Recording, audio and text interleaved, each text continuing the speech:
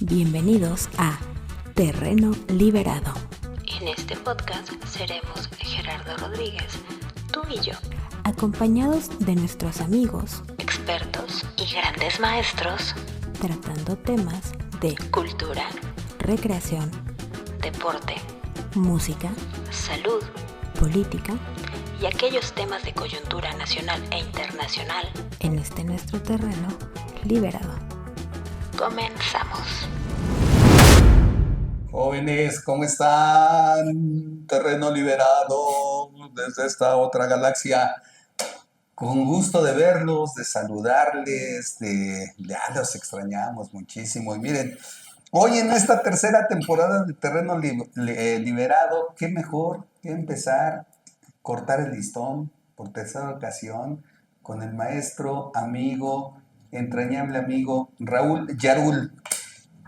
Querido Raúl, ¿cómo estás? ¿Qué tal? Mira, Raúl Yarul, internacionalista, periodista, militante del campo revolucionario, comunicador, gran amigo.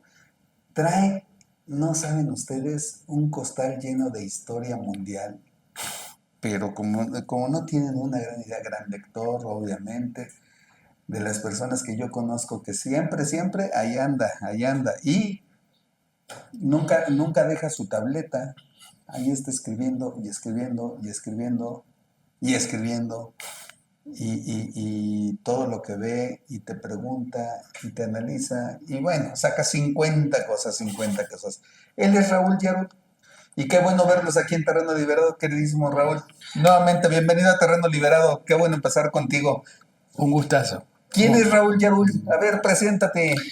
A ver, yo habitualmente digo que soy un militante de la vida y de la revolución, que es lo mismo. Entonces, nací en Argentina, pero por esas cosas de la vida y de la lucha, anduve por muchos lugares del mundo.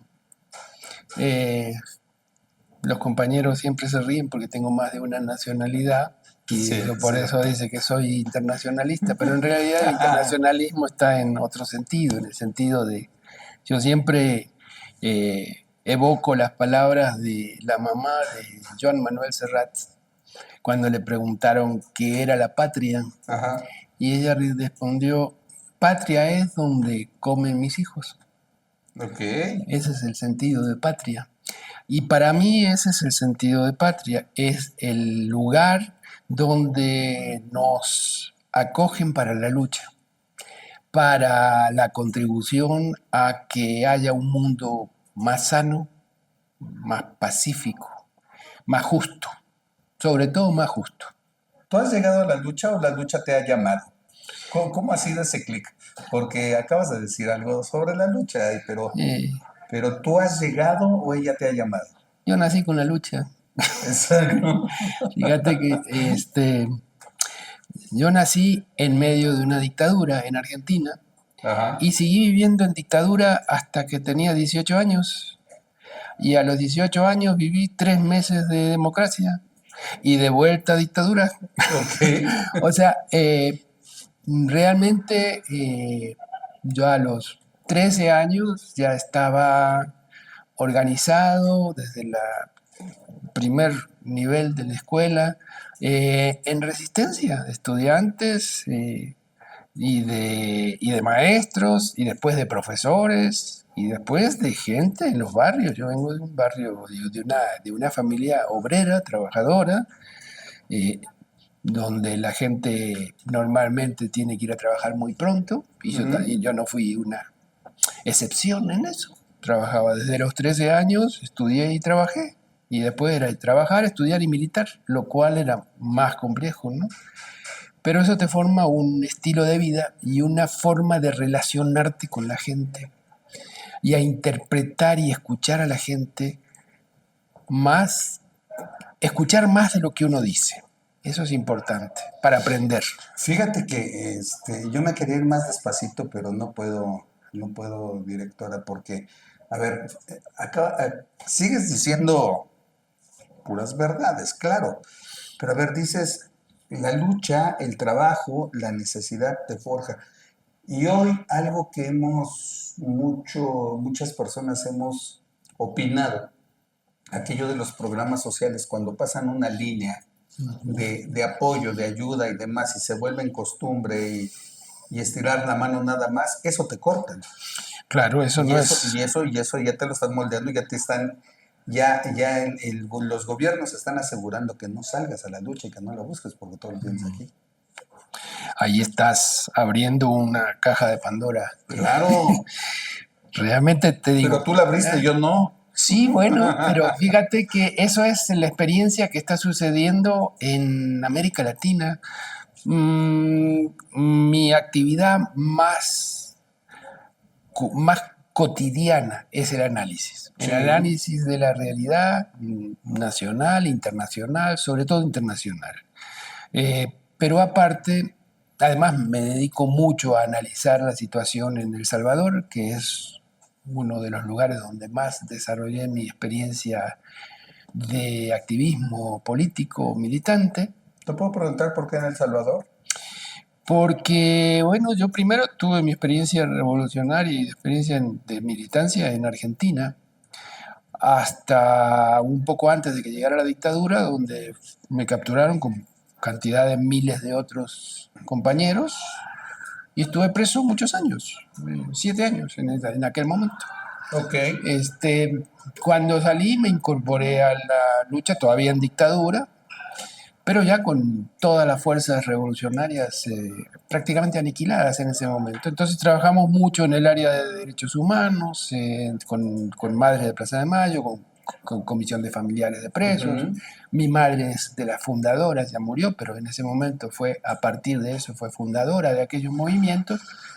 Cuando yo salí, después de todas estas tensiones, ella enfermó muy gravemente y yo tomé su lugar, de alguna Ok. manera, en aquellos movimientos y en otras actividades. Finalmente, tampoco la dictadura era muy, a pesar de que estaba cayendo, no era de aceptar mucho esas cosas, finalmente tuve que salir, a pesar de que no lo quise hacer ni cuando estuve preso siquiera. Pero finalmente salí y la vida me llevó a Canadá. Y ahí conocí lo que estaba sucediendo en El Salvador por los refugiados salvadoreños que iban llegando, que además se parecían en muchos aspectos a las experiencias que habíamos vivido nosotros años antes en Argentina. Y así fue que hacia promedio, la guerra en El Salvador empezó en 1980-81 y yo me incorporé hacia el año 85, del 85 al 87, que ya en el 87 entro a El Salvador directamente. Y ahí hasta después de los acuerdos de paz. Y de ahí hasta ahora. Y fíjate, de Argentina, El Salvador a Canadá, internacionalista, como él dijo, de territorio y de análisis y demás. Y hoy con un campo de acción demasiado, dirían los antiguos, quisquilloso, ¿no? O sea, este encuentro en tierras gélidas de dos líderes mundiales, que de repente lo ves, se ve como nosotros los pequeños mortales lo vemos así, como que salen los dos peleoneros de la cuadra, se dan, de repente regresan, van a ver a sus amigos para juntar más fuerza, ¿no? Y regresan y luego van a ver a quién van a echar a pelear.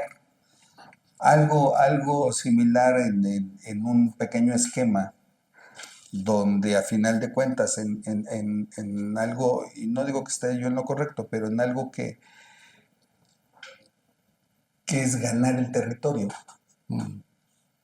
O sea, cuando estás urbanizando, cuando llegas a algún lado, a alguna colonia, algún territorio, lo tienes que defender y lo tienes que apropiar y pues lo tienes que, correctamente dicho, agandallar, y en eso estamos hoy. ¿O tú qué piensas? ¿Cómo lo ves? A ver, tomemos los puntos en orden. Adelante. El primero es el que nos quedó pendiente, que es el tema de estirar la mano o tener conciencia, que era el primer tema que planteaba con Sí. respecto a lo que estábamos haciendo. Y después vamos a abrir lo de Adelante. la reunión, porque creo que las dos cosas tienen relación, aunque parezcan que fueran de dos mundos o de dos planetas separados. Pero en realidad lo que está pasando con en América Latina, para tomar un espacio geográfico, un ámbito de análisis, hay dos visiones en este momento. Dos visiones desde la izquierda. Yo reniego de las neutralidades. No existe la neutralidad. Yo puedo tratar de ser objetivo, pero desde mi subjetividad. Y puedo tratar de ser lo más cercano a la realidad o a la verdad posible, pero será siempre mi verdad. Y mi verdad se produce a partir de la experiencia vital que he tenido. Claro. De ahí interpreto las cosas, no de otros lados. No es que alguien me las va a meter en la cabeza. Pero hay una lógica formal que dice que uno tiene una formación escolástica y esa formación es la que se mantiene. Y no es así, la vida te demuestra todos los días eso. Hablo de dos versiones de la izquierda, dos visiones. Una que dice que las fuerzas de izquierda en América Latina están avanzando. Para mí es una visión voluntarista, profundamente permeable a los deseos y no como una expresión de objetividad en cuanto a la realidad. Yo creo que hubo un momento en que unas fuerzas de izquierda y de progresismo, y se confunde progresismo con izquierda y no es la misma cosa. Las fuerzas del progresismo son fuerzas finalmente que buscan reformar el sistema, modificarlo, humanizar lo inhumanizable, lo imposible de humanizar. Es decir, son los que nos dicen que hay que buscar la inclusión de los excluidos, cuando en realidad los excluidos cumplen el papel social que el capitalismo le ha determinado. Los necesita excluidos, porque esa fuerza de trabajo vacante es la que mantiene a los que están trabajando calladitos y respetando el orden. Porque si no se van y los que están ahí afuera excluidos pasan a ser incluidos, pero estos pasan a excluirse. Así es. Entonces, ese método, esa metodología que se ha transformado en el sentido común del capitalismo, lleva a confundir y a pensar que se puede mejorar eso. Bueno, bajar la pobreza, y yo no digo que eso no esté bien. Por supuesto que mejorar las condiciones de vida material de la sociedad es una cosa importantísima, pero eso no quiere decir que sea una única forma de ver las cosas. Eso no deja de ser una búsqueda de reformar un sistema irreformable. Y hay otro, que es la izquierda, la visión de la izquierda, que es decir, ¿dónde está el problema? El problema está en un sistema inhumano que animaliza a la sociedad, es correcto, o a una gran mayoría de esa sociedad, concentra la riqueza cada vez en menor mano y se lucra de mantener al resto de los sectores en ignorancia. Cada tanto hace concesiones y esas concesiones sirven para mantener el sistema reproduciéndose. No solamente andando, sino reproduciéndose, que es lo más importante, que el sistema siga teniendo vigencia. De ahí se explican las crisis. Las crisis son eso, justamente, los momentos en que el sistema se recicla para volver a avanzar con más fuerza. Cuando eso no funciona, cuando las crisis no se pueden reciclar, no se puede controlar el esfuerzo de la gente, la organización, la capacidad, el crecimiento en conciencia de la población, entonces recurren a otras formas. Ya la república democrática parlamentaria no sirve. Entonces se recurre a las dictaduras, y sobre todo de corte fascista, que es privilegiar la violencia sobre el consenso. Eso es lo que hace. Entonces, en ese momento, cuando hablábamos de que América Latina tuvo un momento de auge de los sectores de izquierda y progresista, realmente lo que se hizo fue distribuir un gran esfuerzo redistributivo de riqueza que es muy bueno, que es loable, pero es tremendamente insuficiente si junto con esa distribución de riqueza no vas sembrando conciencia. Y vos decís, ¿cómo se siembra la conciencia? Yo sé cómo se siembra el maíz, el frijol, pero no la conciencia. Ujú. Bueno, la conciencia se siembra precisamente haciéndole entender a la gente que esto que viene, este programa social, esta beca, esta ayuda, no es una graciosa concesión de un presidente o de una presidenta, sino que es fruto del esfuerzo de la lucha organizada de diferentes sectores de la sociedad que han logrado a través de mucho tiempo de acumular fuerzas esas concesiones. Y les corresponden. Cuando no sos consciente de que eso es tuyo, cuando sos consciente cuando pensás que eso te lo dan simplemente, entonces no lo sentís como tuyo. Claro. El día que avanzan las fuerzas de derecha, como explicábamos recién, porque la situación ya no puede ser controlada, lo primero que hacen es aplastar todos esos beneficios sociales. ¿Y quién sale a la defensa de eso? Poca gente. ¿Por qué salen pocos? Porque son pocos los que sienten que esas son conquistas. Y los que sienten que son algo que el gobierno le da, bueno, si el gobierno me la da, son mis impuestos. Y entonces vendrá el otro gobierno y me lo dará. Claro. Y eso es una profunda ignorancia de cómo funciona el sistema. Y no es porque la gente sea ignorante, sino porque el sistema los necesita ignorantes. O sea, oculta la información. Es correcto. Y además, a ver, ayer, no sé si tuviste oportunidad de verlo, salieron los números más recientes sobre la disminución del incremento de la pobreza en este país. Uh-huh. Y el estudio se va al 2015, Uh-huh. ¿no? Al sexenio de Kikín Peña Nieto. No te mando saludos, Kiki. No te mando saludos. No, allá sí. Living la vida loca en España. Pero oye, pero hubo algo que hizo Kikín y que se quedó a la mitad. Uh-huh. Y que la gente a lo mejor no lo ve y no le estoy aplaudiendo. Pero el resultado del empuje nuestro, y no sé, a lo mejor tú nos puedes dar una opinión sobre qué fue o qué es, Uh-huh. pero esa continuidad, que después hubo unas reformas en este país, Uh-huh. hoy tienen a 8 millones de mexicanos, Uh-huh. ¿sí, productora? 8 millones de mexicanos fuera de la pobreza, fuera de la línea de la pobreza como lo están marcados. Uh-huh. Pero estamos hablando que inician en el 2015, no inician en el 18 y no están en el 24. Uh-huh. Claro, sabemos que estos cambios no son de la noche a la mañana, obviamente. Son procesos, claro. Es un proceso largo y por etapas, decimos nosotros, ¿no? Uh-huh. Sí, sí. Pero el problema aquí en este proceso largo y por etapas es que, y bien lo que acabas de decir, no hay una construcción de conciencia política. Uh-huh. Y sí hay una construcción de un clientelismo electoral de otra forma. Uh-huh.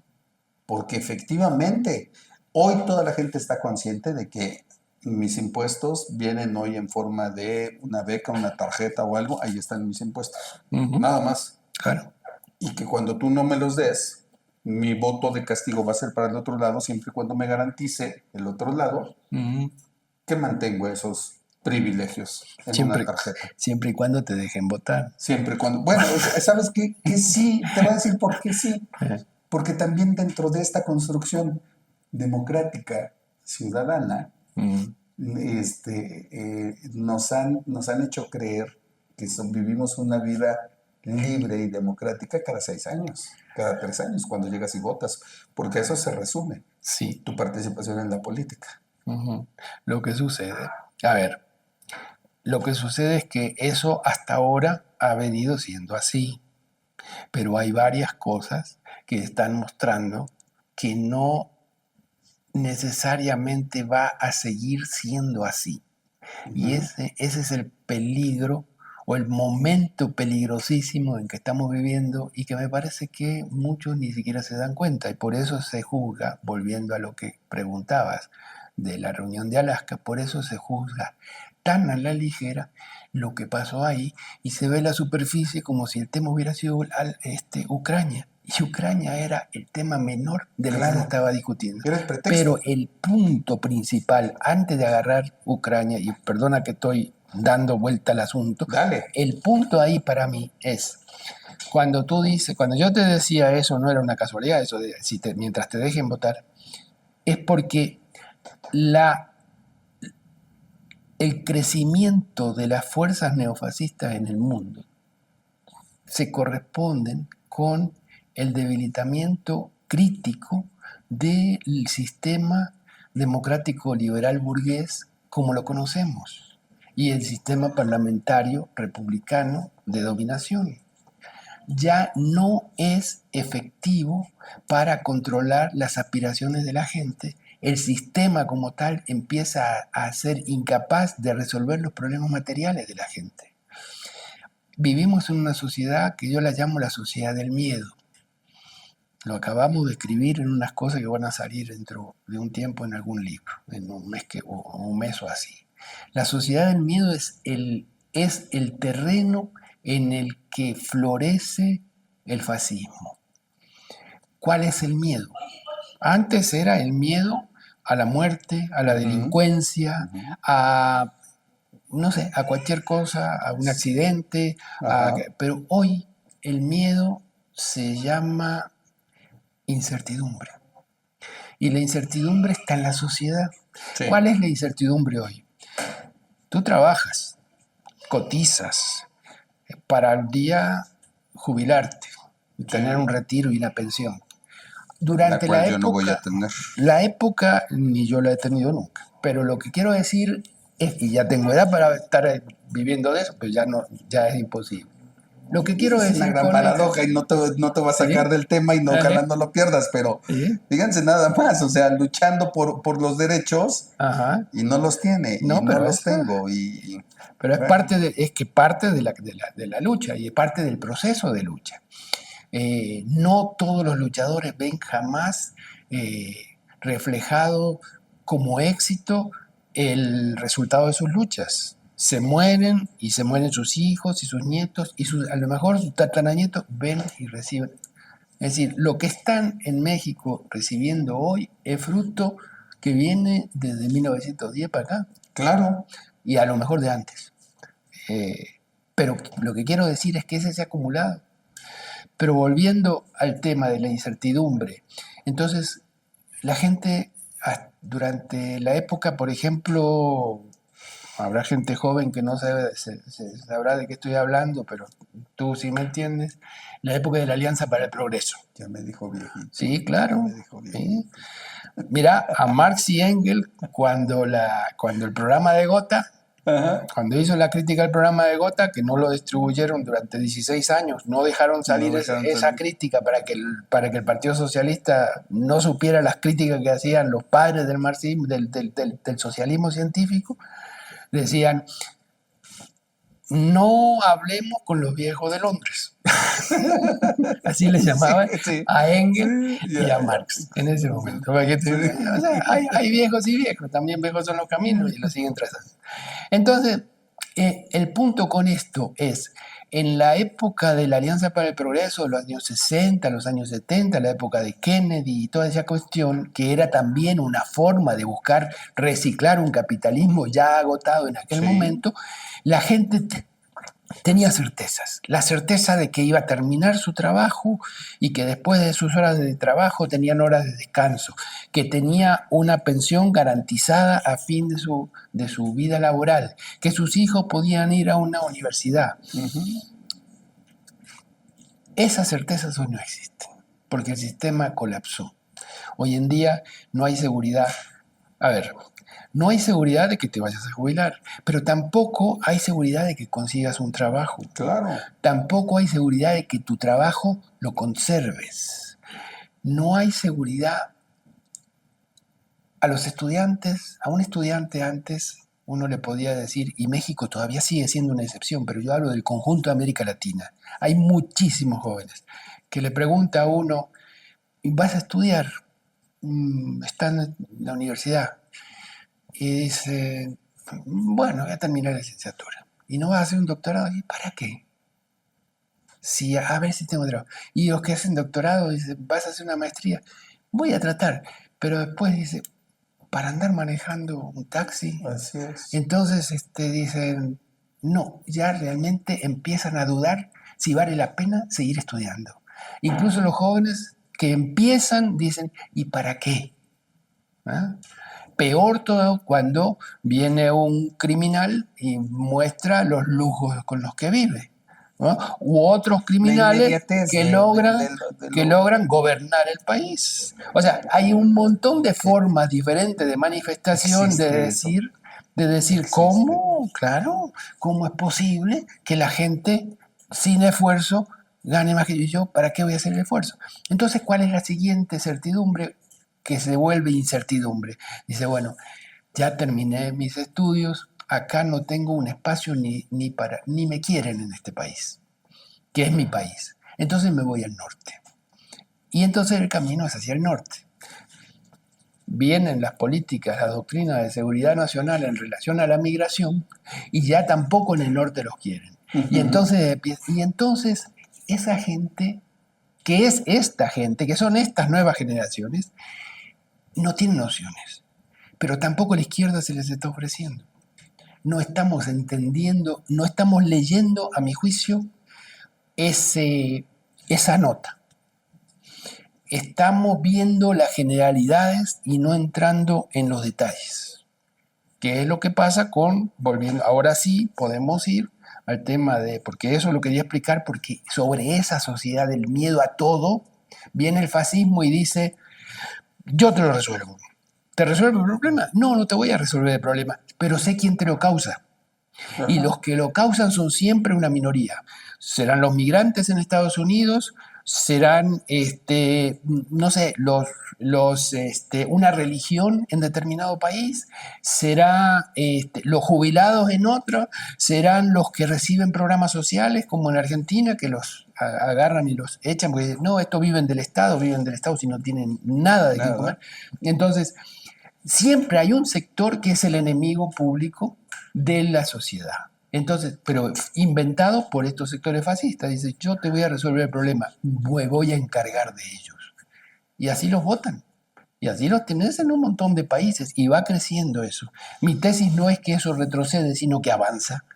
Es una tesis opuesta a casi todo lo que piensa un sector importante de la izquierda, sobre todo la izquierda socialdemócrata y progresista en América. ¿Tú te acuerdas cuando el botudo de Guanajuato decía que en 5 minutos iba a resolver aquello de Chiapas? 5 minutos decía. No necesito más. ¿No? Pues ya ves.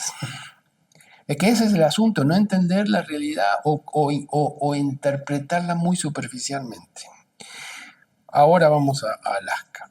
Alaska no fue el encuentro de dos representantes de superpotencias para ver una guerra que debe resolverse.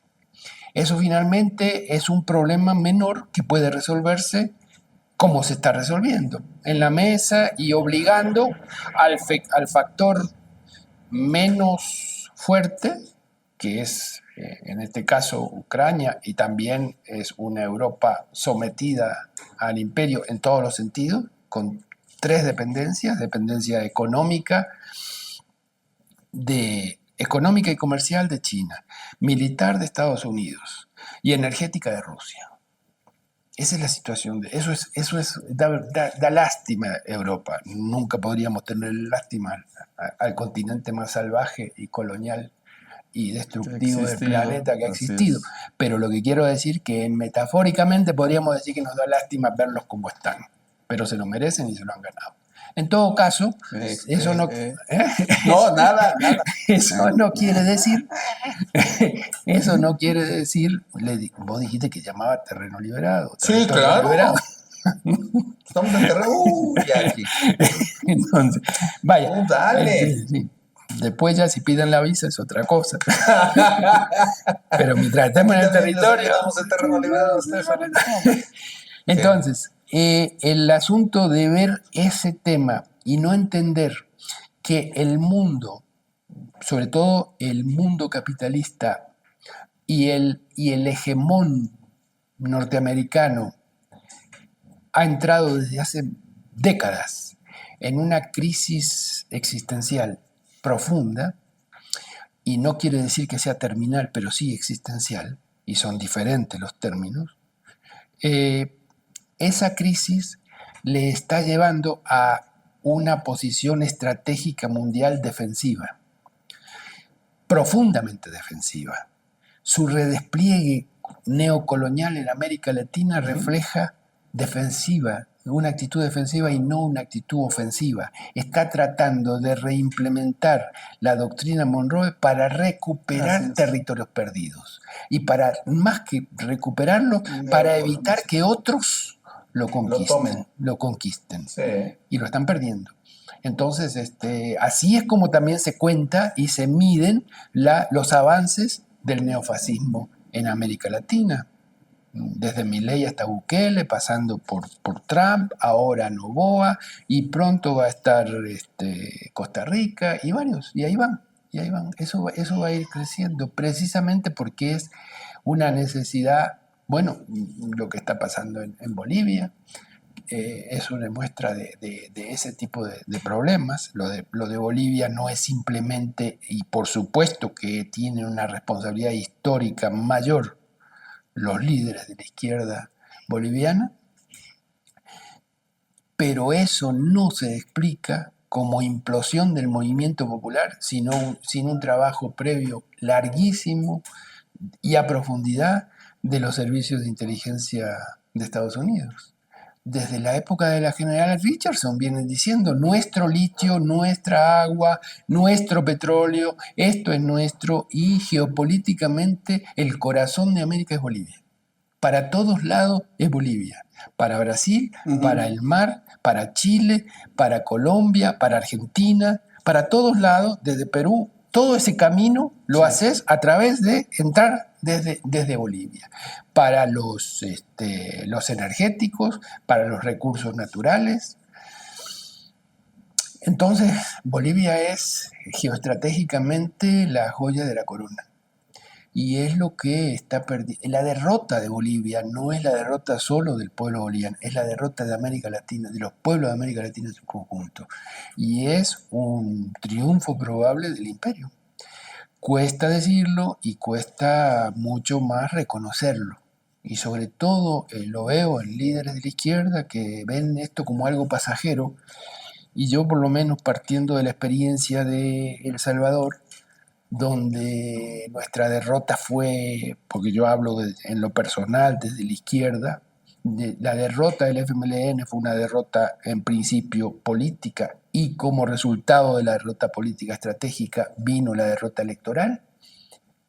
Pero cuando avanzó la fuerza esa de derecha, disfrazada de reformismo y progresismo, pero que después mostró su cara fascista como la que muestra actualmente, aplastó todos los sistemas de seguridad social y de ayuda a diferentes sectores y de participación ciudadana en los manejos del Estado. Eliminó toda posibilidad de acceso a la información pública en el uso de los fondos públicos, de las políticas públicas. Todavía no sabemos ni siquiera cuántos muertos hubo en el COVID, cuánto se gastó, en qué se gastó. No se sabe porque está por 7 años eso congelado, esa información. Y así es todo. La Constitución ya no sirve, ya no tiene sentido, porque es un papel mojado que se cambia en una sola sesión legislativa, como lo están haciendo. Esa experiencia de aplastamiento del avance del movimiento popular, una vez que esta fuerza de derecha conquistan el poder y lo consolidan como poder mayoritario absoluto, porque ese es el punto, no es ganar unas elecciones. La derecha puede ganar unas elecciones, pero una cosa es ganar las elecciones y otra es conquistar luego, por los métodos que sean, y no siempre, en el caso de El Salvador, ninguno fue limpio, porque fue acordando con los delincuentes, haciendo acuerdos para que la gente, los pandilleros dijeran a la gente, usted va a votar por este, y si no vota por esta, le secuestro el documento. Es decir, esa fue la forma en que lograron eso no lo dicen, pero esa es la forma en que llegaron al gobierno. Pero una vez que llegaron al gobierno y conquistaron el poder absoluto, con el poder absoluto convirtieron la democracia en una pantomima y básicamente lo que hay es, y hoy con todas las letras, no solamente una dictadura, sino una usurpación del poder. Eso es lo que hay. Pues yo no veo cosa muy diferente para Bolivia. Por eso me di la vuelta, porque la enseñanza de El Salvador sirve para otros países. Claro. Y ojalá también sirva para México. Híjole. A ver. México llevamos, al menos en el último periodo, de esta llamada 4T, que luego yo he dicho que ha sido un 4T.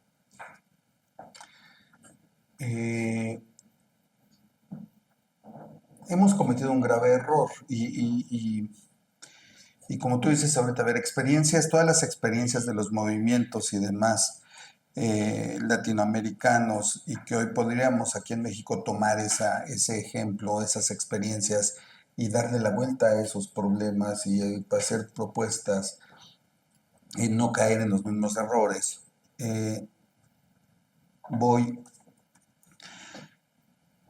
Lo que ha hecho falta en todos lados es la construcción realmente de una nueva sociedad, de hacer cambios.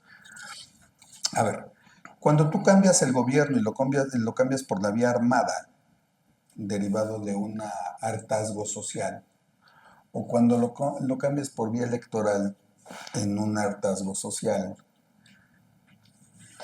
pudiéramos pensar que en el cambio por la vía electoral, pues juegas con las herramientas del que más tiene, del que más lana tiene.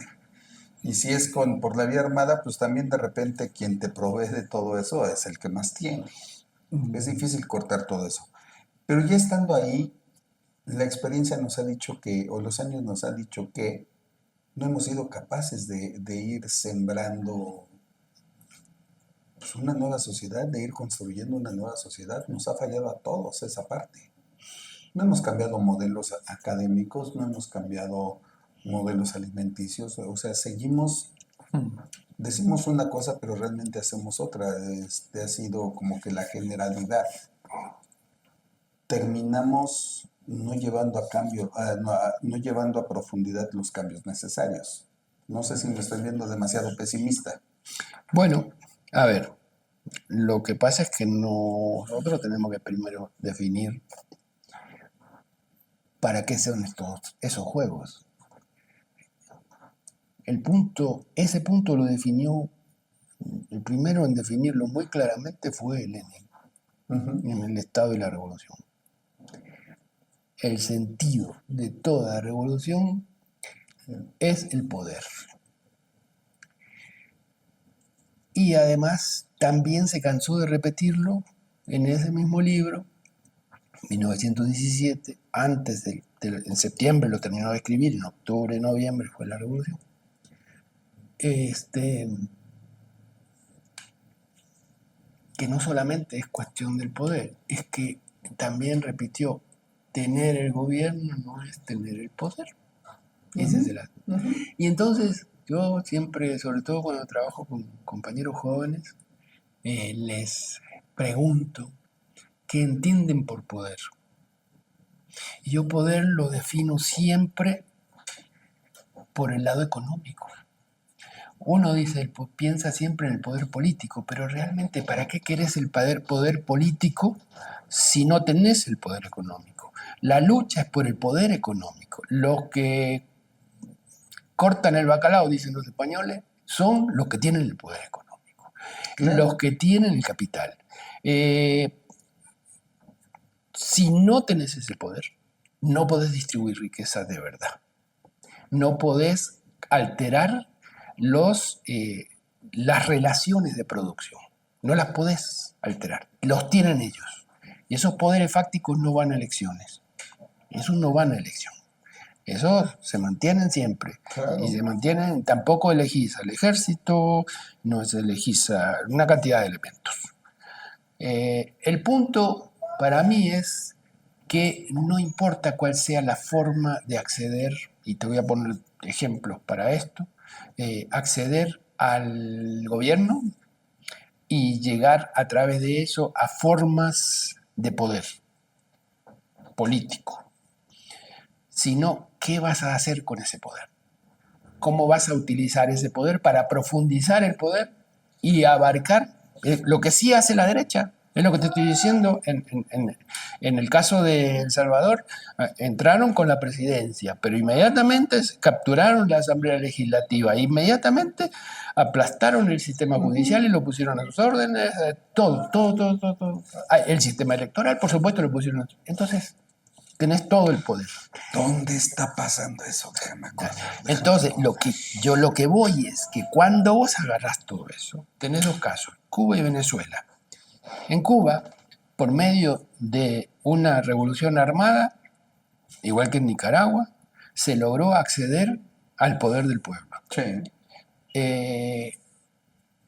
Cada uno con sus métodos, pero concretamente desafiaron los principios del sistema capitalista, y empezaron a trabajar un sistema híbrido, distinto, camino al socialismo.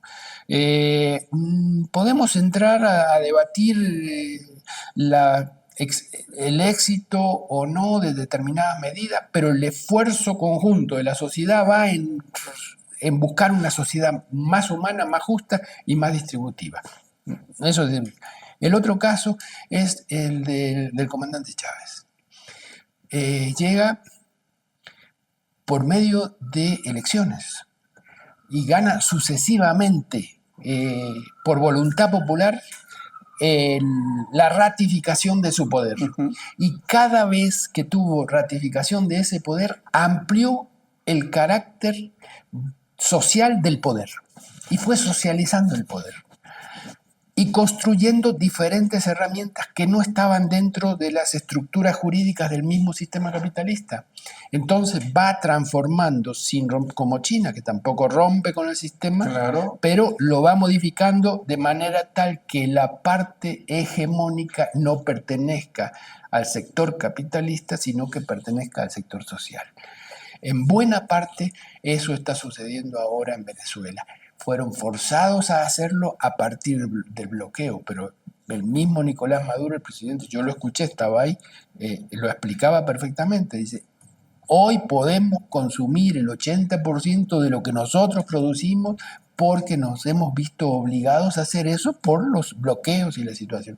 Antes todo lo comprábamos y claro, eso significaba depender del petróleo. Claro. Y claro, vives de la renta y entonces así puedes comprar todo caro, y en cambio ahora prácticamente más del 90% de lo que se produce, de que se consume en Venezuela, es producido en Venezuela. Es un enorme cambio. Todavía falta mucho, pero son procesos largos, no son procesos biológicos. Tendemos a pensar que las cosas tienen que suceder en nuestra vida porque somos tan individualistas que si no pasa con la nuestra, entonces ya no sirve, porque no es así. Entonces, lo que se muestra es que no es cuál es la forma en que se llega. No invalida las formas democráticas y electorales de llegar. El asunto es qué vas a hacer Cuando llegues. una vez que tenés eso. A mí ese es el asunto. Pero es que además, cuando llegues ahí, va a sonar eslogan de sexenio, no llegues solo, ¿no? No, claro. Es que vas abarcando. A ver, Mao, en la concepción de nueva democracia, él habla de nueva democracia y vieja democracia. Sí. La vieja democracia es la que tenemos en México, por ejemplo, o en América Latina en general. La vieja democracia es la democracia parlamentaria burguesa. ¿Y cuál es la nueva democracia? Es la alianza de los obreros, o sea, hoy en día es la clase trabajadora, los campesinos, y después agrega los pequeños empresarios, que sería la pequeña burguesía, y habla de la burguesía nacional, que es el capital nacional que tiene contradicciones con el imperialismo. En México, México es un país en desarrollo, dependiente, capitalista, dependiente ¿de quién? De los Estados Unidos, dependiente del imperio. Por lo tanto, es un país donde hay sectores de la burguesía que evidentemente tienen contradicciones con el gran capital. Pero bueno, eso ya es cuestión de México, de cómo va a organizar los diferentes sectores. Pero es bueno identificar cuáles son los sectores potencialmente revolucionarios o potencialmente aliados de los sectores revolucionarios. Le voy a ir bajando un poquito al vuelo que estamos agarrando, pero se nos está acabando el tiempo. Le voy a cambiar de pista, productora, discúlpame.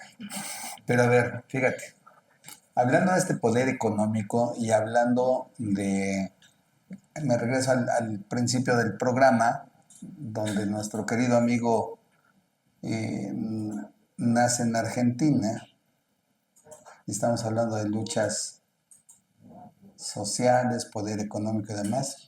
Yo te preguntaría, ¿Boca o River? River toda la vida. Eso es Siempre. todo. Claro. River y Barcelona.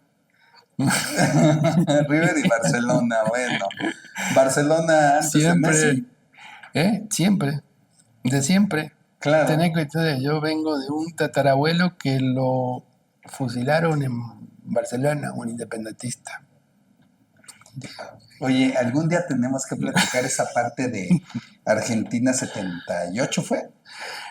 Yo empecé en los 70, pero está hablando de Argentina 78 es el mundial. Es el mundial. Es el mundial por eso, pero en Argentina El golpe fue en el 76. Sí, precisamente. Tenemos que hablar de Argentina 78 y lo que ayudó todo ese mundial a tapar de lo que estaba pasando en Argentina. Te voy a decir algo así como ver, estamos, que no lo escucha. Que estamos en terreno liberado. Y que no lo escuche nadie, ¿no? No te preocupes.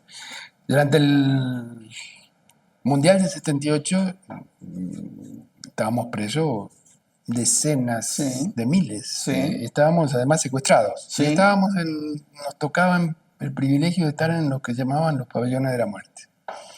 Y justo que empezaba el mundial, nosotros no teníamos nada durante años. No tuvimos ni comunicación, ni ver a nadie, ni ver la luz, ni salir a un recreo o comer ninguna cosa más que una comida al día. Y sin información del exterior en absoluto. Ni un papel, ni un lápiz, nada. Nada. Y de golpe nos agarran y nos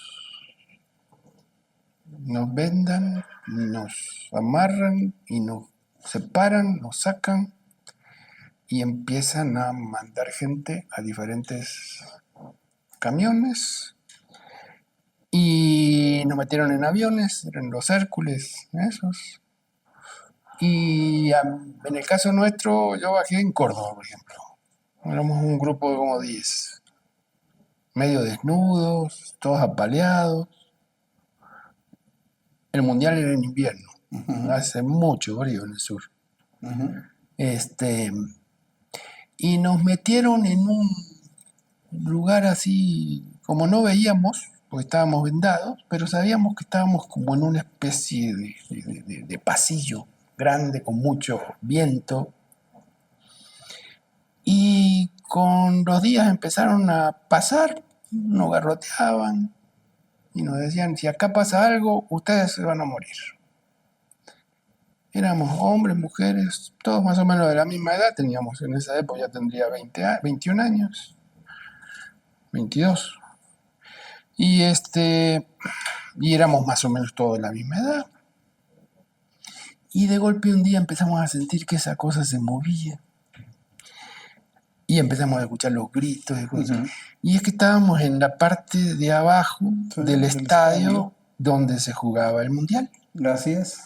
Éramos rehenes en todos, después los que sobrevivimos a eso, después nos encontramos en otros lugares y supimos cada uno, los que habían estado en River, justamente, que era la sede del mundial, los que habían estado en Córdoba, los que estaban en Mendoza, los que estaban en cada uno en Rosario, en cada una de las sedes, habíamos estado un grupo que habían puesto ahí en caso de que pusieran alguna bomba.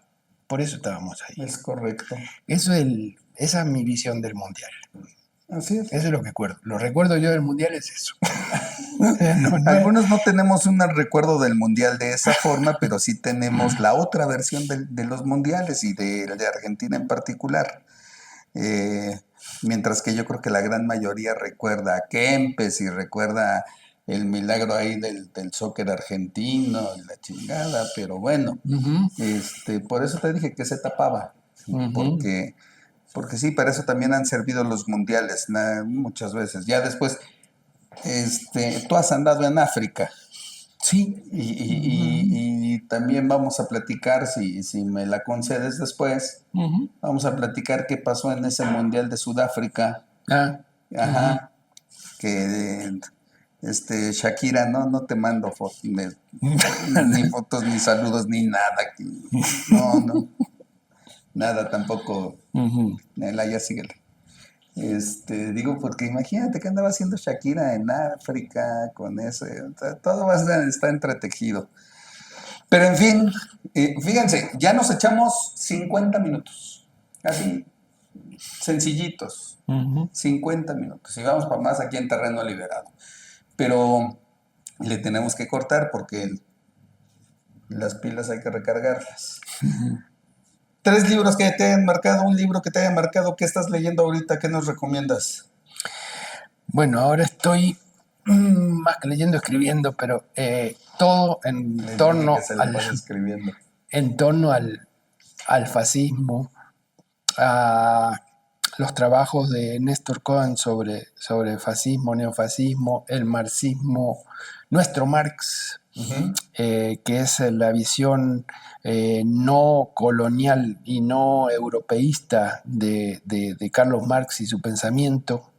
Estoy con un librito que se llama La sociedad del miedo, justamente, que es una referencia que utilicé para un libro que vamos a sacar ahora en un mes sobre autoritarismo y neofascismo, esperamos sacarlo, y que tiene que ver precisamente con estas cuestiones que hablábamos, ¿no? De cómo la sociedad cada vez desarrolla más miedos y miedos colectivos, y esos miedos colectivos buscan resolverse.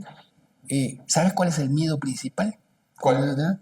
El miedo a la exclusión, a que tu hijo se muera sin poder ser atendido en un hospital, a que tú te mueras en la calle porque no tengas un lugar, que tu familia termine en la indigencia. Y hoy todo es posible. Claro, hoy todo eso es posible. ¿Sabes qué es lo peor? Entonces, el miedo principal es el miedo a la exclusión. Y a cambio de no ser excluido, concedes todas tus libertades. Que el otro haga lo que sea con tal de que excluyan a otros, pero que yo esté adentro. Y eso es producto también de 50 años de neoliberalismo. Sociedades egoístas, individualistas, pensando solamente en uno, el sálvese quien pueda, y yo estoy por mérito propio. La meritocracia es un valor supremo del neoliberalismo. Y lo tenemos en la cabeza. La meritocracia. Saludos a mis amigos de Cancún. Sí. Oye, ¿y 3 canciones? ¿Qué te ha marcado? No sé, a mí... Bueno, ¿algún autor? No, a mí me gustaba mucho Serrat, me gustaba mucho el rock argentino tradicional, me gusta el jazz y no sé, ese es el tipo de música, me gusta el blues original, negro del sur, Alabama, esa música me gusta mucho. Y me gusta mucho la música clásica también, para escribir, yo escribo en silencio, pero si tengo que tener música, es música clásica sin voces. No me gusta la ópera. ¿No te gusta la ópera? No. ¿Te gusta la música electrónica? Me gustan las sinfónicas y cosas así, sí, me gusta. La música electrónica, la mayoría no trae voces, también por eso me encanta. No, también, pero quiero decir que porque me distrae, cualquier voz me distrae. Entonces prefiero siempre audio solo de música. No, pero te imagino, ¿sabes cómo debe ser Raúl? O sea, se pone a escuchar alguna canción y de ahí debe de sacar algún concepto y le empieza a dar. A mí me gusta Van Morrison, esa gente. Ajá, Ese tipo de gente. sí, Me gusta Tracy Chapman, ajá. por la misma razón. Cuando yo escuchaba a Tracy Chapman, cuando recién salió, me pareció extraordinario las cosas que decía. Claro. Una mujer negra en Estados Unidos diciendo las cosas que decía. ¿Qué me parecía decía? extraordinaria. Sí. No sé. Y tan sigue extraordinaria que por eso no está... Todavía lo hacían ¿Ah, a sí? veces, sí. Claro. Sí, a veces lo escucho. Escucho más que ponen a Cyndi Lauper y todo eso, pero porque son más light. Pero cuando alguna cosa por ahí se les escapa, la escucho. Es que no te Y ponen nosotros a con Aretha nuestra Franklin, Trevi. Ya. Aretha Franklin y eso, no, casi no te lo ponen, eso no. ¿Qué es Eso lo más sí, reventado que tenemos en México de protesta? ¿Tú que eres joven? No, no es mexicano. Ese es, ¿Qué te pasa? ese es puertorriqueño. Bueno, exacto. Es puertorriqueño. Está bien. Bueno, jóvenes, Raúl Yarul, yo soy Gerardo Rodríguez. Qué gusto que estuviste aquí, Raúl. Producción se quedó con una deuda de chamarras, de gorras, de terreno liberado. Miren, no me la puse porque ya está viejita. Miren, ya está viejita. Ya hasta se hizo chiquito. ¿No? Ya está viejita. Y hoy no traemos para darle a nuestro invitado como siempre lo acostumbramos. Yo lo anoto. Pero, exacto, anótalo por favor. Y producción, ya, qué feo.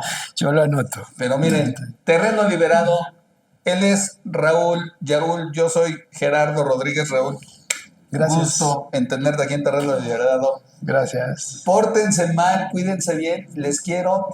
Retearto. Chao.